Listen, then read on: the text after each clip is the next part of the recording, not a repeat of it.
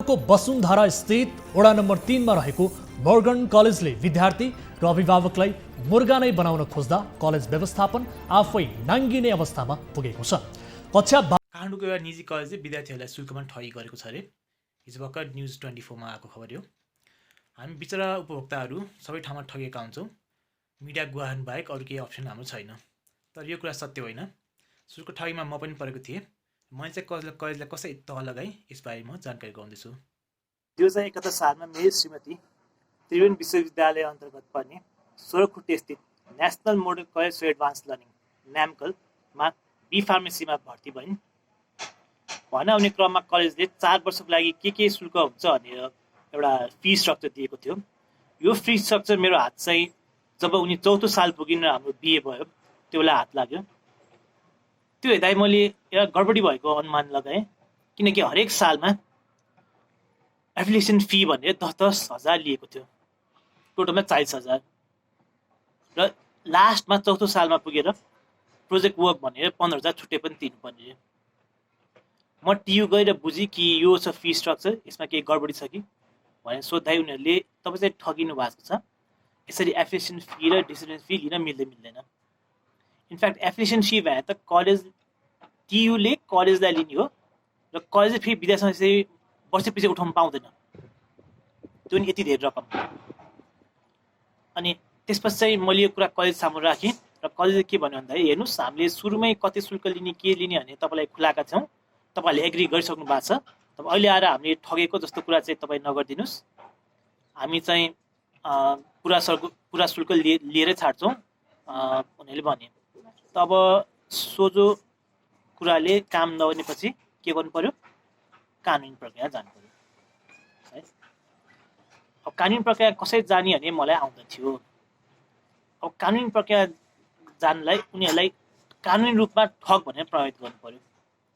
जसरी हामीले सामान्य भाषामा भन्छौँ नि, यत्रो नेता ठग हो भनेर, प्रमाण केही पनि हुँदैन, यतिकै ठग भन्छ, त्यसरी भन्ने होइन। ठग भनेर के भन्नु पर्यो, सपोज कि कोक फ्यान्टा 50 रुपियाँ बेच्यो अरे, 30 रुपियाँ बेच्नु पर्ने चिजलाई 50 रुपियाँ बेच्दाखेरि त्यहाँ ठगी भयो नि। किन ठगी भयो? किनकि नियम कानुन छ, एमआरपी भन्दा माथिमा बेच्न पाइँदैन भने एमआरपी 30 रुपियाँ छ, 20 रुपियाँ त ठगी भयो। त्यस्तै गरिकन यदि कलेजले ठगी गरेको भने मैले प्रमाणित गर्नु छ भने कलेजले कति शुल्क मसँग लिनु खोजेको छ त्यो मसँग सूचना भयो। अब मैले त्यसलाई चाहिँ कलेजले कति शुल्क लिनुपर्ने थियो त आधिकारिक रूपमा त्योसँग रुजु गर्नु पर्यो, अनि फरक छ कि छैन त्यो प्रस्तुत गर्नु पर्यो। यो गर्ने क्रममा नम्बर 1 2071 सालमा टियुले बी फार्मेसीको मूल्य कति थियो त ट्युसन शुल्क, त्यो र टियुले जे शुल्क लगाएको थियो त्यो शुल्क निजी कलेजहरूमा लागू हुन्छ भन्ने किसिमको 2टा डकुमेन्ट चाहिएको थियो। यो 2टा डकुमेन्ट चाहिँ मैले टियुबाट सङ्कलन गरेर ल्याएँ।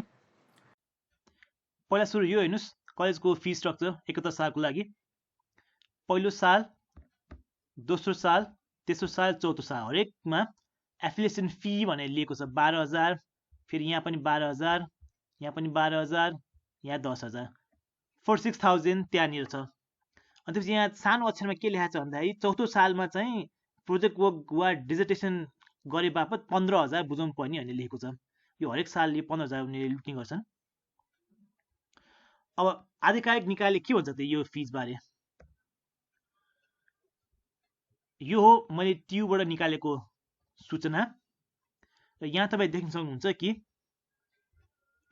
71-72 मा त बिफार्मको शैक्षिक कार्यको लागि फिस शुल्क मात्र 5,60,000 जति मात्र रहेछ र डिजर्टेसन फी र एफिलिएसन फी भन्ने चिजहरू नियम अनुसार बेग्लै शुल्क लिन नपाइने रहेछ, बिकज यो शुल्कमा सबै थोक गाभिएको हुन्छ अरे। अब यो कागजात कलेजले देखाएपछि कलेजले अझ पनि उम्किने बाटो के पायो भन्दाखेरि यहाँनिर न्यामकल कलेजले त्यही चिज मान्नुपर्ने भन्ने कहाँनिर लेखेको छ? हामी त निजी कलेज हौँ, सरकारी कलेज होइनौँ, सरकारी मूल्य हामीले किन मान्नुपर्ने? त्यस्तो धेरै बाठो कुरो गरिदियो।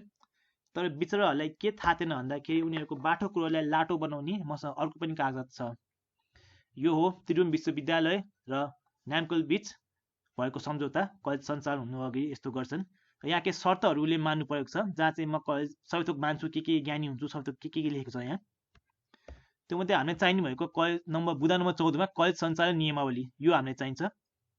यो फार्मेसी कलेज मात्र होइन, हरेक एमबिबिएस कलेज, हरेक आइएम शिक्षा शास्त्रको हरेक विषयमा यस्तै किसिमको यो सम्झौता गरेको हुन्छ। र यहाँ कलेज सञ्चालन नियमावली त्यहाँनिर चाहिँ हामीले अट्याक गर्नुपर्छ, त्यो निकाल्नुपर्छ, र त्यो पनि बाहिर आएको छ।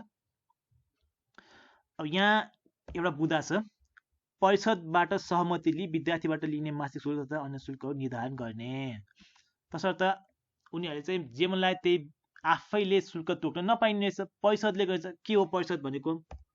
अब यही कागजमा लेखेको अनुसार परिषद भन्नाले कार्यकारी र प्राज्ञिक परिषद सम्झनुपर्छ। यसको एक्चुअल मिनिङ चाहिँ यो हो। त्रिवीमा असाध्यै ठुलो गभर्निङ बडी छ, त्रिवी सभा तथा कार्यकारी परिषद छ है। सो त्यसको 2000 यो चाहिँ 2074 को फिज उनीहरूले डिसाइड गर्दाखेरि यो एउटा एक्जाम्पल हो। यस्तो हुन्छ, हरेक विषयहरू छ यहाँ, BPH, BSc, bachelor of ophthalmology, B pharmacy, BSc, BAMS, MBBS, हरेकको यहाँ शुल्कहरू निर्धारण गरेको छ। सो त्यही यो निकाय जे भन्छ सबैले त्यही नै मान्ने हो। अनि अर्को त्यो सम्झौतामा अर्को के लेखाएको छ भन्दा यो विद्यार्थी शुल्क सम्बन्धी व्यवस्था छ, जहाँ चाहिँ विभिन्न शीर्षकहरू दिएको छ शुल्क लिन पाइने, जहाँ चाहिँ एप्लिकेसन फी, डिजिटेसन फी कतै लेखेको छैन। तसर्थ अब चाहिँ कलेज भाग्ने, लुक्ने, छेक्ने केही पनि अब बहाना भएन। साथै 2072 सालमा पनि ठगी भएको रहेछ। कलेजले चाहिँ 6,80,000 लिएको छ। आइएम सरकारी फिज चाहिँ करिब 6 लाख मात्र छ, त्यहाँ करिब 80,000 जति चाहिँ त्यहाँ ठगी भएको छ। कलेज चाहिँ अझै पनि पैसा फिर्ता गर्ने मुडमा थिएन। त्यसपछि चाहिँ मैले सिडिओ कार्यालयमा गएर उजुरी लगाइदिएँ।